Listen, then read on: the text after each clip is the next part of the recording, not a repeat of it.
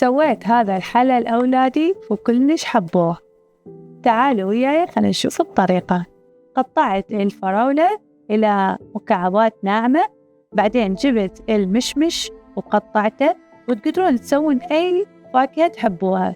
بعدين خليت طبقة من البسكت، بعدين أجيب ظرف من الجلي وأخلي عليه كوب مي حار أخلطه كل زين، بعدين أخلي نص كوب مي بارد أيضا أخلطه كل زين وأخليه فوق هذا الخليط. بعدين جبت ظرفين من الجلي وخليت فوقهم كوب ونص من الحليب، بعدين أخلط كل زين.